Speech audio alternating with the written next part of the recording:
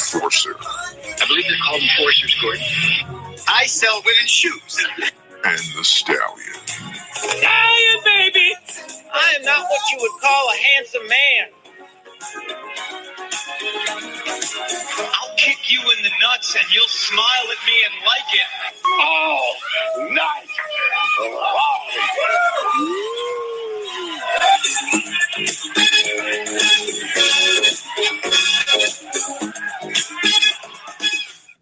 Welcome back to another edition of the All Night Long Wrestling Podcast. We are your hosts. He is the Stallion. I am the Enforcer, and I'm currently reading the February 1993 WCW magazine.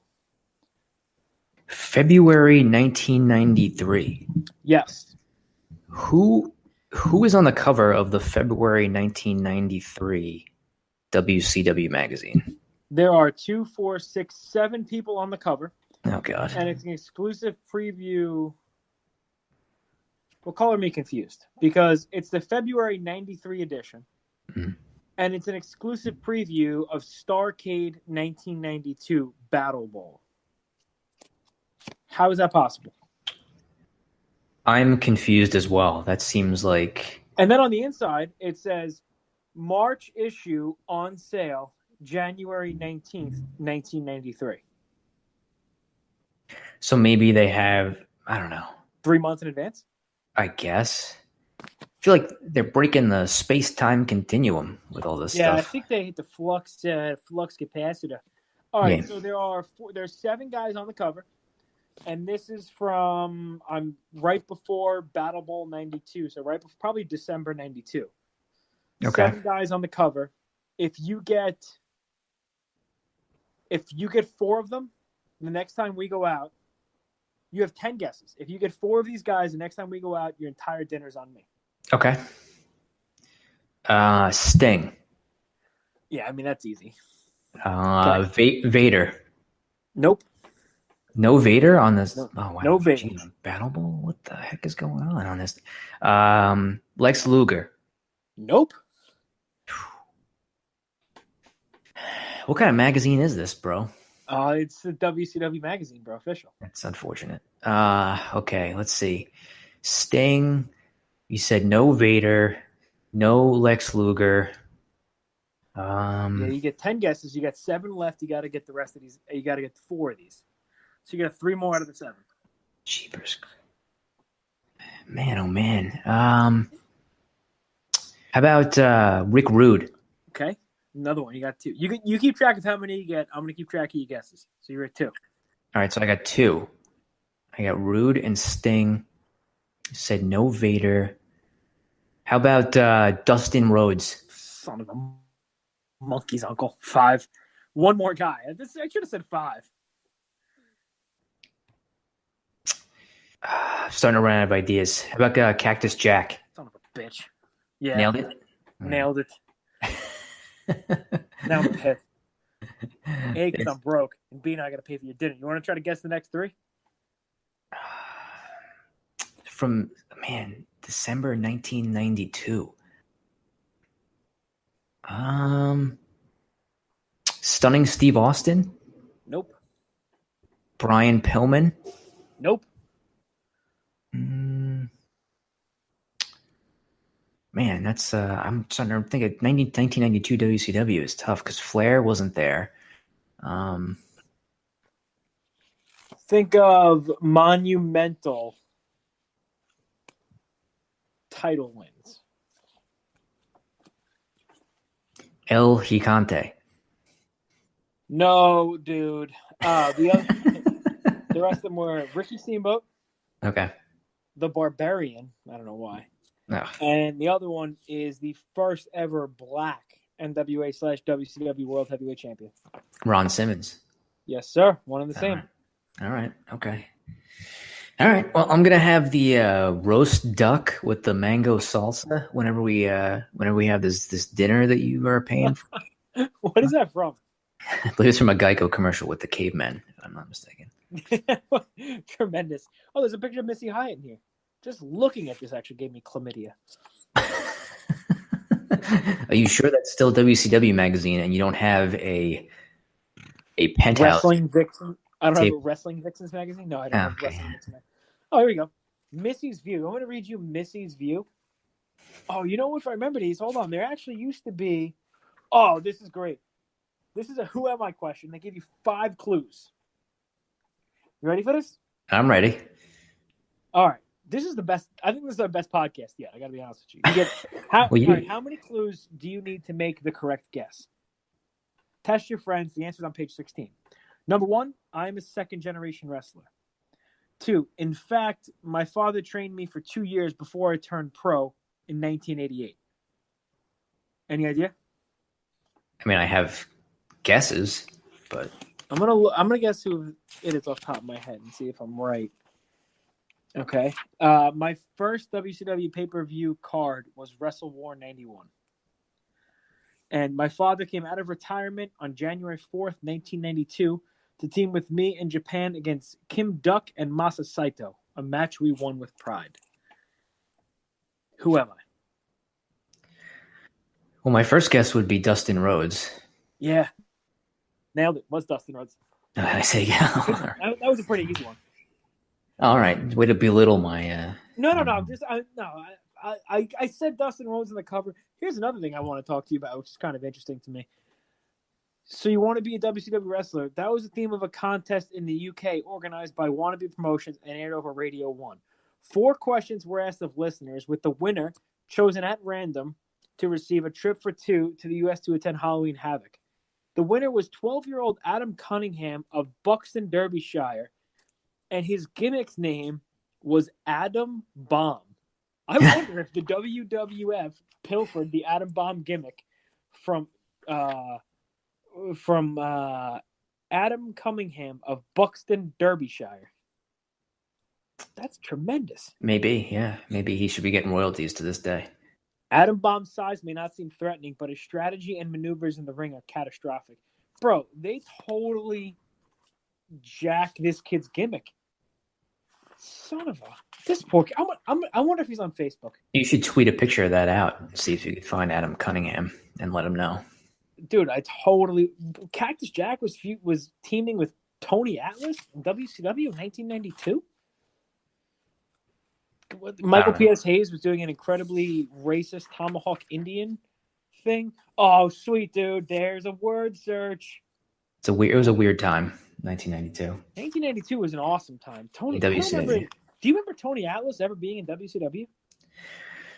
No, but I don't know that I was that closely watching or following it back then. I mean, I think I would occasionally watch WCW Saturday night on the weekends whenever I could, but I was at that stage of life. I was more into the Superstars and Challenge from the WWF side, so I've only watched stuff these days historically from the network and all that. Dude, it's sad because I used to watch WCW in '92 all the time, and I have no recollection. But listen, why don't we get up to modern times here and talk?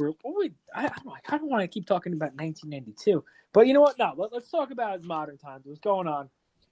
This week's episode, that was quite the, what is it, the prologue or the epilogue? It's the epilogue, right? I thought it was prologue. Prologue comes first, prologue? Right? Yeah. So that was quite the prologue. Here's what we're going to talk about. This week we're talking about NXT. We can talk about Raw and SmackDown if you'd like. I don't really want to. We can talk about NXT. I want to talk about something you just brought up to me. You were actually breaking news. You were, breaking news. I'm just kidding. I can't play the bit and be on the phone, and I know how much you love that bit. So, apparently, it seems like Paige has been informed that she's wrestled her last match due to a neck injury. I want to talk about that, and then I also want to talk about. I haven't read them, so I like hearing this. This is we're shooting here, Cowboy. You have Diamond Dave Meltzer's star ratings for Wrestle Kingdom, which I cannot wait to hear. So where do you want to start? Well, I guess let's start with the Paige thing, since that's the latest news that at least has come out in the last couple of hours. So we're taping this on Friday, January 12th at about 8 o'clock at night Eastern time. And in the last few hours, since we've all gotten out of work and the news came down, or at least it's been rumored that Paige is no longer cleared to wrestle. So her in-ring career, at least with WWE, may be over. She suffered an injury at a house show in the last week of December, a house show in the Nassau Coliseum out here on Long Island, which I was actually in attendance for. She took a kick to the back, like towards like the middle to upper back from Sasha Banks, and after which she was down in the ring and was having some trouble getting up and was shaking her arms out. And they stopped the match in the middle. So before there was a winner, and the referee rang the bell, threw the X sign up, and Paige was able to walk to the back. But the only thing I had heard after that was that she was diagnosed with like a neck stinger, and she had not wrestled since then. So it's only been maybe like 2 or 3 weeks. But today, the word is, I think it was PW Insider maybe that reported it, but I don't want to misquote the site, that was saying that because of whatever her injuries are, I know she was suffering from a neck injury. She came back, she wrestled for a little bit, but now they're saying she's having, I don't know if it's a similar injury to Edge, I guess, when he had to retire. And WWE is apparently not allowing her to compete in ring. So we're not sure if she's going to be staying with the company in another capacity, or if this is one of those situations where, when her contract runs out and she feels like she can still wrestle, that she'll leave and go wrestle elsewhere. I don't really know, but that's just the latest that's come down the last few hours this afternoon on Paige.